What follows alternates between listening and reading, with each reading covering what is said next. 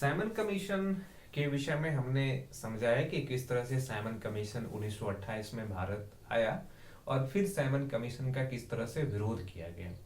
Simon commission के बाद एक और महत्वपूर्ण चीजें जो हुआ वो ये हुआ कि बिहार में एक राजनीतिक पार्टी का गठन हुआ जिसको कहते हैं Bihar socialist party, Bihar Samajwadi party.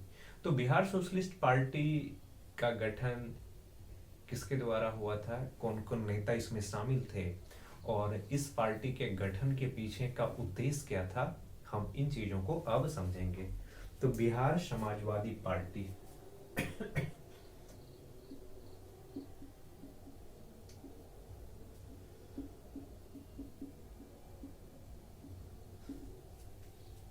Samajwadi party,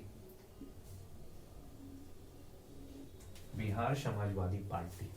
अगर बिहार समाजवादी पार्टी की स्थापना की बात करें तो इसकी स्थापना औपचारिक तौर पर या हम ये कहें कि प्रथम प्रयास जो किया गया था इसके गठन का 1931 में किया गया था। इसमें कुछ प्रमुख नेता की बात करें तो आपको देखने को मिलेगा राम वृक्ष बेनीपुरी, राम वृक्ष बेनीपुरी। उसके बाद कई नेता और रामानंद मिश्रा,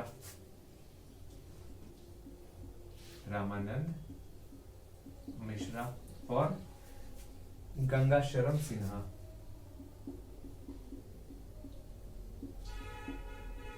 गंगा शरण सिन्हा। ये वो नेता थे जो बिहार में एक समाजवादी पार्टी का स्थापना करना चाहते थे, जो समाजवाद के विचारों से बहुत ज्यादा प्रभावित था। और समाजवाद के विचारों से इसलिए प्रभावित था क्योंकि 1917 में जब रूसी क्रांति हुआ तो रूसी क्रांति के बाद दुनिया भर के देशों में समाजवाद के विचार लोकप्रिय होना शुरू हो गया। जो समाज के कमजोर वर्ग के लोग हैं, खास करके जो मजदूर हैं, जो किसान हैं, जिनको अपना अधिकार आज तक नहीं प्राप्त हुआ है, उन लोगों के समर्थन में एक नई तरह की विचारधारा उत्पन्न होना शुरू हो रहा था। इसी विचारधारा से प्रभावित होकर के बिहार के इन नेताओं ने प्रयास किया था। हालांकि समाजवादी पार्टी का वास्तविक रूप से जिस व्यक्ति के द्वारा स्थापना किया गया वो थे जयप्रकाश नारायण। अगर इस पार्टी की में औपचारिक स्थापना की अगर बात देखें, औपचारिक स्थापना, औपचारिक स्थापना अगर देखें तो ये जयप्रकाश नारायण के द्वारा किया गया था। 1934 ईस्वी में क्या हुआ कि बिहार में एक राजनीतिक पार्टी का स्थापना हुआ जिसको कहते हैं समाजवादी पार्टी। कहाँ स्थान था? स्थान पटना के अंजुमन इस्लामिया हॉल, पटना के अंजुमन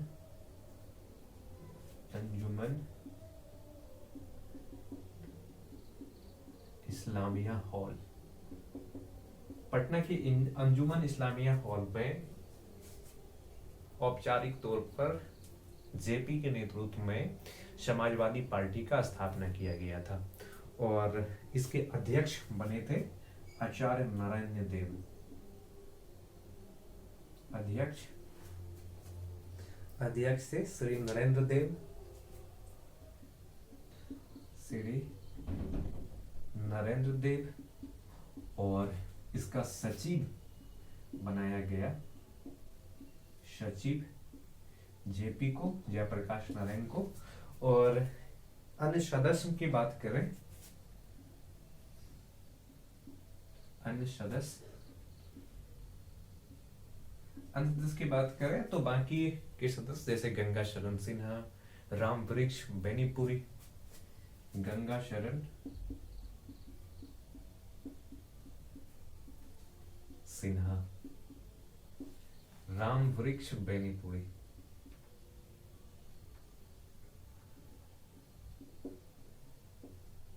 राम वृक्ष बेनीपुरी मधुबनी के थे और इसके नाम पर वर्तमान में मधुबनी में एक रेलवे स्टेशन भी है। राम वृक्ष बेनीपुरी। और एक नेता कौन थे? और एक नेता में देखें तो अनुग्रह नारायण सिंह। और इसका मेन काम क्या था? मेन काम सबसे पहले तो समाजवाद के विचारों को फैलाना। समाजवाद के विचारों को फैलाना। समाजवाद क्या होता है?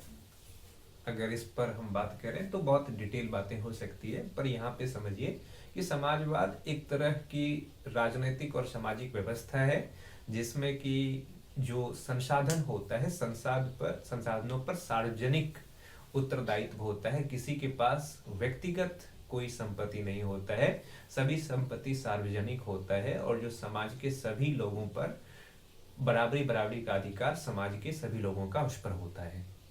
और इस तरह की विचारधारा रूस में रूसी क्रांति के बाद कार्ल मार्क्स जैसे विद्वानों के प्रयास से दुनिया भर में फैलना शुरू हुआ था। तो बिहार और भारत इससे अछूता नहीं रह सकता था और इसी का परिणाम ये हुआ कि समाजवादी पार्टी का स्थापना बिहार के अंदर हुआ, जिसका मेन उद्देश्य तो यही था कि पहले हम समाजवाद की जो विचारधारा है इसको आम लोगों तक किस तरह से पहुंचाएंगे।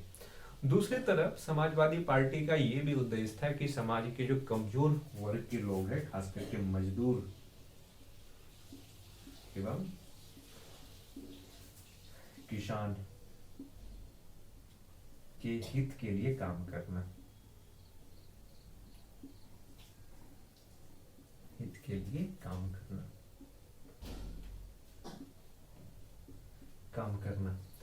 तो दूसरा ये उद्देश्य था कि जो मजदूर हैं, जो किसान हैं भारतीय समाज के अंदर, उनका हित किस तरह से हो, इनके लिए भी काम करना इसका उद्देश्य था। तो इस तरह से 1930 के बाद जो चीजें सबसे आवश्यक रूप से बिहार के अंदर देखने को मिला वो ये था कि एक नई तरह की विचारधारा जोर पकड़ रहा था जिसको कहते हैं समाजवादी विचारधारा। और इस विचारधारा के लिए एक नए राजनीतिक पार्टी का गठन भी हो गया, वो था समाजवादी पार्टी। अब हम चलते हैं सविनय अवज्ञा आंदोलन की तरफ। कि सविनय अवज्ञा आंदोलन यानी कि सिविल डिसोबीडियंस मूवमेंट जब भारत के अंदर चल रहा था तो उस समय बिहार में क्या सब हो रहा था, इस चीज को हम देखते हैं।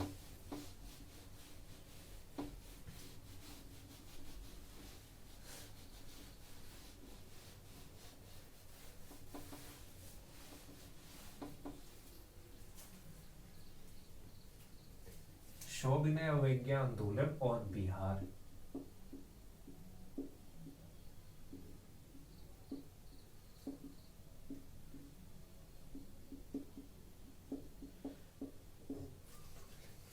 और बिहार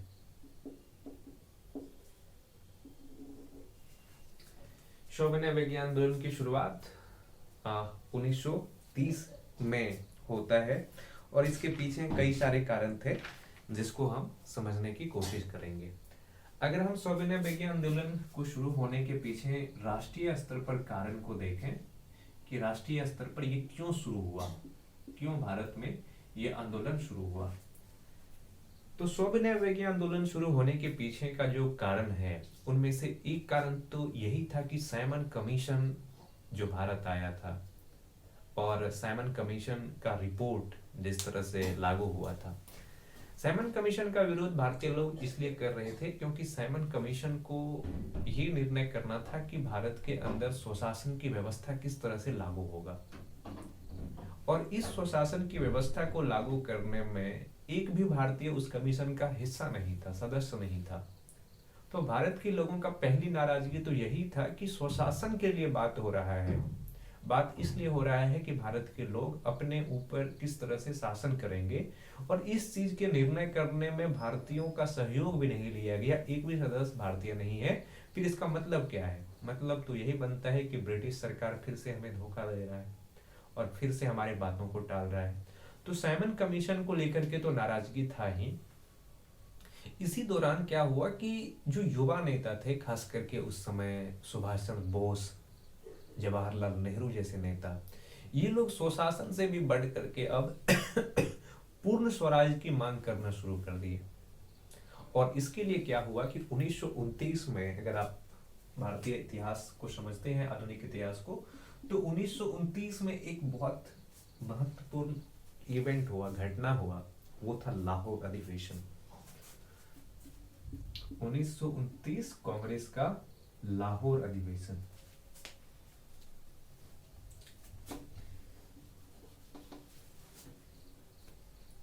कांग्रेस का लाहौर अधिवेशन।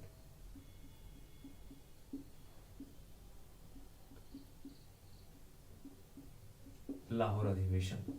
और इस लाहौर अधिवेशन में कई चीजें उभर करके सामने आया। पहला तो अब तक जो स्वशासन की मांग भारतीय राष्ट्रीय कांग्रेस और उनके नेताओं के द्वारा ब्रिटिश शासन के सामने रखा जा रहा था, वो मांग अब पूर्ण स्वराज में बदल गया। यानी कि हमें पूरी तरीके से आजादी चाहिए, हमें अब स्वशासन से काम नहीं चलेगा। ब्रिटिश शासन, ब्रिटिश राज्य से बहुत समय तक स्वशासन की डिमांड भारतीय लोगों ने किया था, लेकिन वो मिला नहीं था। तो लाहौर अधिवेशन में पहला निर्णय तो यही लिया गया कि स्वशासन अब हमें चाहिए। लाहौर अधिवेशन की अध्यक्षता किया था किसने? तो जवाहरलाल नेहरू के द्वारा किया गया था। तो इसमें सबसे पहला जो चीज उभर करके सामने आया वो पूर्ण स्वराज। पूर्ण स्वराज की अब हमें क्या चाहिए? पूर्ण स्वराज चाहिए। अब स्वशासन से कुछ होने वाला नहीं है, हमें अब पूर्ण स्वराज चाहिए। दूसरा चीज इसमें ये निश्चित किया गया कि अब हर साल 26 जनवरी को स्वाधीनता दिवस मनाया जाएगा। 26 जनवरी को स्वाधीनता दिवस, इंडिपेंडेंस डे, स्वाधीनता दिवस मनाने की घोषणा किया। और 26 जनवरी 1930 ईस्वी को पहली बार सिंबॉलिक तौर पे, प्रतीकात्मक रूप से ही सही, भारत के अंदर राष्ट्रीय ध्वज को फहराया गया। लोग प्रभात फेरी निकाले और स्वतंत्रता दिवस मनाया भी गया। और 26 जनवरी का तिथि इतना महत्वपूर्ण हो गया कि बाद में हमारे देश का संविधान 26 जनवरी 1950 ईस्वी को लागू करने का निर्णय लिया गया। और तब से हम 26 जनवरी के दिन को गणतंत्र दिवस के रूप में, रिपब्लिक डे के रूप में सेलिब्रेट करते हैं, मनाते हैं। तो लाहौर अधिवेशन में पहला चीज तो स्वशासन की मांग की जगह पूर्ण स्वराज की मांग से शुरू हुआ। दूसरा ये निर्णय लिया गया कि 26 जनवरी को हर साल हम स्वाधीनता दिवस मनाएंगे, स्वतंत्रता दिवस मनाएंगे। इसके साथ साथ ये कहा गया कि कुछ और समय दिया गया, ब्रिटिश शासन को कुछ और समय दिया गया और कहा गया कि अगर आप इस निश्चित समय अवधि के दौरान हमारे मांगों को पूरा नहीं करते हैं, कुछ मांगे थी भारतीय राष्ट्रीय कांग्रेस का, जिसमें कि स्वाधीनता को लेकर के तो था ही, स्वशासन को लेकर के तो था ही, साथ में जो उस समय नेहरू रिपोर्ट आया था, नेहरू रिपोर्ट जो जवाहरलाल नेहरू हैं, इनके पिताजी मोतीलाल नेहरू के द्वारा तैयार किया गया था कि भारत का संविधान किस तरह से होगा, जब भारत को आजादी मिलेगा तो भारत में शासन व्यवस्थाएं किस तरह से चलाया जाएगा, इनके लिए उन्होंने संविधान बनाने का काम शुरू किया था। तो इन सब चीजों को लेकर के कहा गया कि अगर हमारे बातों को नहीं मानते हैं तो हम क्या करेंगे, अब एक आंदोलन शुरू करेंगे। तो सविनय अवज्ञा आंदोलन का प्रस्ताव भी यहीं पे पारित हुआ। सविनय अवज्ञा आंदोलन का प्रस्ताव पारित।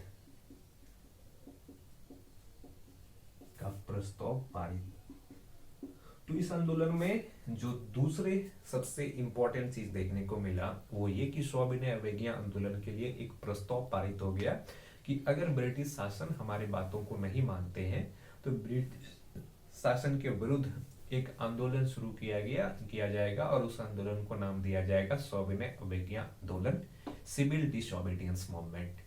तो अब हम ये समझते हैं कि लाहौर अधिवेशन के बाद किस तरह से सविनय अवज्ञा आंदोलन का शुरुआत हुआ और बिहार में क्या देखने को मिला।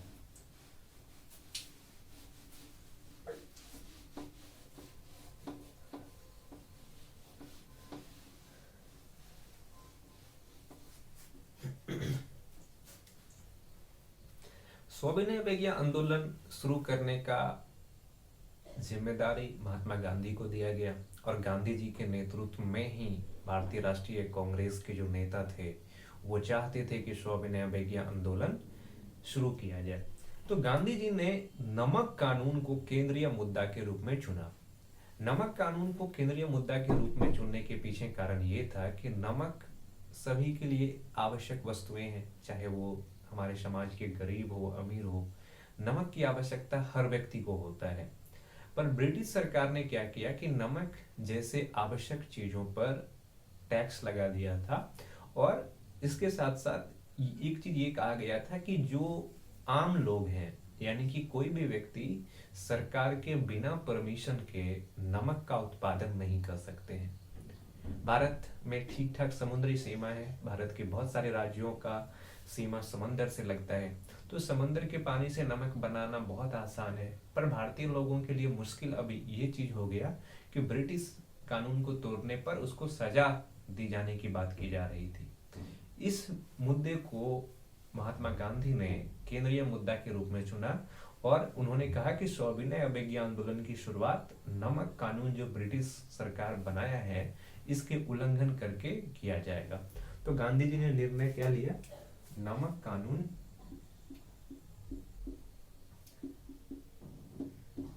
का उल्लंघन।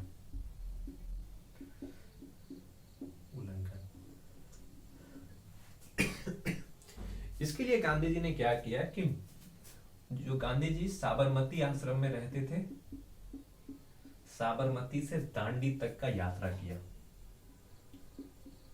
दांडी तक की यात्रा, और ये यात्रा शुरू किया था कब? 12 मार्च 1930 ईस्वी को शुरू किया गांधी जी, और फिर 6 अप्रैल 1930 ईस्वी को अपने कई सारे अनुयायियों के साथ दांडी समुद्र तट तक पहुंचा, और वहां पे पहुंच करके उन्होंने नमक बनाया, और इस तरह से नमक कानून का उन्होंने उल्लंघन किया। सरकार जो कह रहे थे कि आम भारतीय लोगों को नमक बनाना प्रतिबंधित है, आम भारतीय लोग नमक नहीं बना सकते हैं, इस कानून का उन्होंने उल्लंघन किया। और इसके बाद देश के अलग अलग हिस्से में अलग अलग नेताओं ने इस आंदोलन में जुड़ना शुरू किया, और अलग अलग भागों में लोगों ने नमक बना करके सरकार के कानूनों का उल्लंघन किया। इसके साथ साथ लोगों ने कई अलग अलग मुद्दे को इस आंदोलन से जोड़ते हुए उस आंदोलन के विरुद्ध भी काम करना शुरू किया। कई जगहों पर जो सरकार के शराबबंदी नीति है या शराब की दुकानें हैं, उस दुकान में पर महिलाओं ने धरना देना शुरू किया ताकि सरकार के कानूनों का उल्लंघन किया जा सके। अब सबसे इंपॉर्टेंट चीज देखने को मिलता है कि बिहार में इस दौरान क्या हुआ था। बिहार में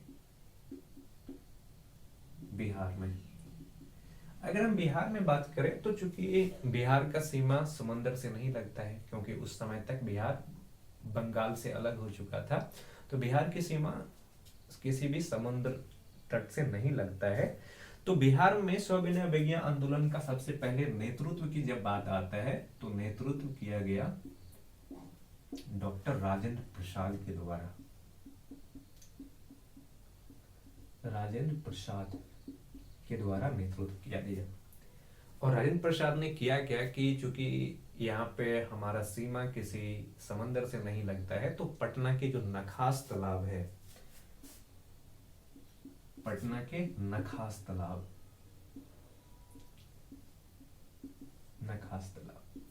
पटना के नखास तालाब पर सिंबॉलिक रूप में, प्रतीकात्मक रूप में इन्होंने नमक बनाया, और इस तरह से इन्होंने घोषणा किया कि बिहार के लोग तैयार हैं ब्रिटिश साम्राज्य के, ब्रिटिश शासन के नमक कानून के उल्लंघन करने के लिए। इसके साथ साथ बिहार के अलग अलग हिस्सों में जहां भी नमकीन मिट्टी थी, उन मिट्टी से नमक बनाया गया और सरकार के नमक कानून को तोड़ा गया। इसमें आपको सारण, उसके बाद मुजफ्फरपुर और कई अलग अलग हिस्से में लोगों ने सरकार के नमक कानून का उल्लंघन किया, और उसमें क्या किया कि लोगों ने उसको तोड़ने का प्रयास किया। बिहार में अन्य नेता में देखें तो आपको देखने को मिलेगा राम वृक्ष बेनीपुरी,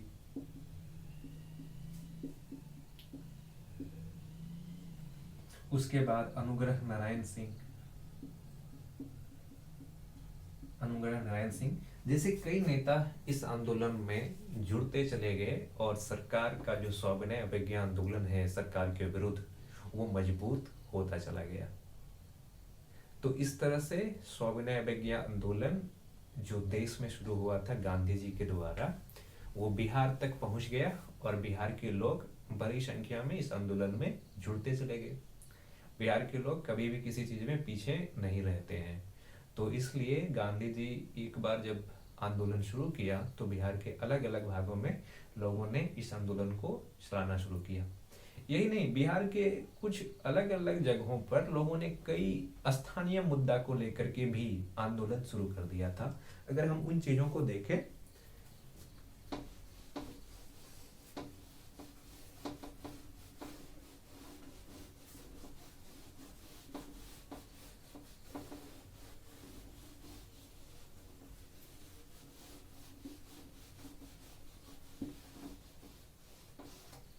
अगर हम उन चीजों को देखें तो जो मुजफ्फरपुर जेल है,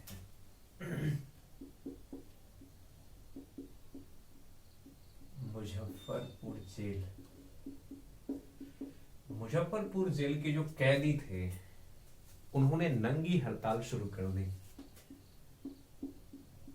नंगी हड़ताल, मुजफ्फरपुर जेल के कैदी ने नंगी हड़ताल, जेल के कैदी नंगी हड़ताल शुरू कर दिया। यानी कि वो लोग सारे कपड़े उतार दिए कि हमको अब कपड़ा पहनना ही नहीं है। और इसके पीछे कारण क्या था कि जो कैदी थे उन कैदी को बाहरी कपड़े दिए जा रहे थे जो भारत से बाहर बने हुए थे। तो इन्होंने डिमांड किया कि या तो हमको अपने देश में बने हुए कपड़े दो या हम कपड़ा पहनेंगे ही नहीं। और अंत में जेल प्रशासन इन कैदियों से परेशान होकर के इनको स्वदेशी कपड़ा मुहैया कराया। तो इनके पीछे ये कारण था। दूसरा, चौकीदारी कर।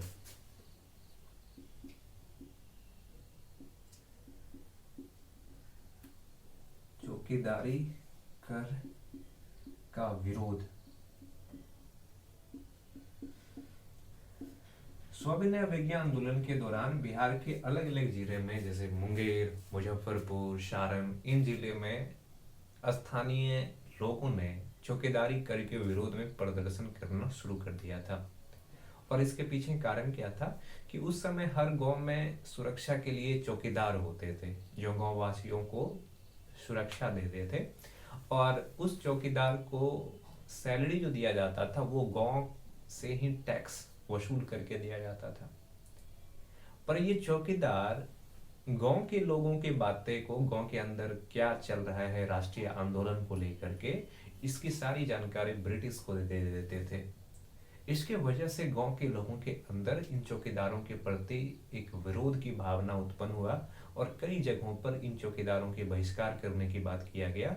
और चौकीदारी कर के प्रति लोगों ने क्या किया कि आंदोलन करना शुरू कर दिया। इसके बाद देखें तो जुलाई 1930 आते आते क्या हुआ कि बहुत सारे भारतीय नेताओं को ब्रिटिश सरकार ने गिरफ्तार कर लिया था, जिसमें कि राजेंद्र प्रसाद भी थे। राजेंद्र प्रसाद को गिरफ्तार कर लिया।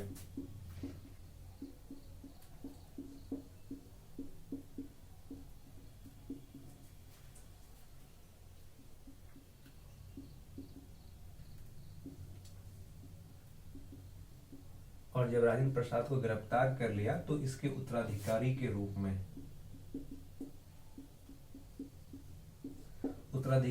रूप में एक नए नेता इस आंदोलन का मोर्चा संभाला। वो कौन थे? देवनारायण सिंह ने इस आंदोलन का मोर्चा संभाला। और फिर बाद में महात्मा गांधी जब इस आंदोलन को स्थगित कर दिए, वापस ले लिए, तो ये आंदोलन बिहार में भी खत्म हो गया। तो ये कहानी था बिहार में सविनय अवज्ञा आंदोलन के दौरान होने वाले घटनाओं का, जिनमें हमने देखा कि चूंकि बिहार में समंदर नहीं लगता है, तो जिस व्यक्ति को जहां मौका मिला उन्होंने वहां के नमकीन मिट्टी से नमक बनाया और सरकार को चैलेंज किया कि हम तुम्हारे नमक कानून को नहीं मानते हैं, तुमको जो करना है करो। और लोगों ने एकजुट होकर के सरकार के इस कानून का विरोध किया। कई जगह पर कई स्थानीय मुद्दे को लेकर के भी प्रदर्शन हुए, जिसमें कि मुजफ्फरपुर के जेल की बात होता है, जहाँ पे कैदियों ने नंगी हड़ताल शुरू कर दिया कि हमको पहनने के लिए हमारे देश में बने हुए कपड़े दो, नहीं तो हम तुम्हारे कपड़े को नहीं पहनेंगे। अंत में ब्रिटिश सरकार परेशान होकर के उनको स्वदेशी कपड़ा मुहैया कराया। कई क्षेत्रों में चौकीदारी कर के विरोध में भी प्रदर्शन हुए और कुल मिलाकर के स्वाभिनय विज्ञा आंदोलन के दौरान बिहार का योगदान बहुत बेहतरीन रहा। हम किसी भी राज्य से, किसी भी प्रांत से पीछे नहीं थे, क्योंकि हमारी अपनी आवश्यकताएं थी, हमारे अपने आज़ादी की भावनाएं थे, और इस भावनाओं को बखूबी नेतृत्व करने का काम किया डॉक्टर राजेंद्र प्रसाद, अनुग्रह नारायण सिंह, दीप नारायण सिंह जैसे नेताओं ने। तो इस वीडियो में इतना ही। बहुत बहुत धन्यवाद।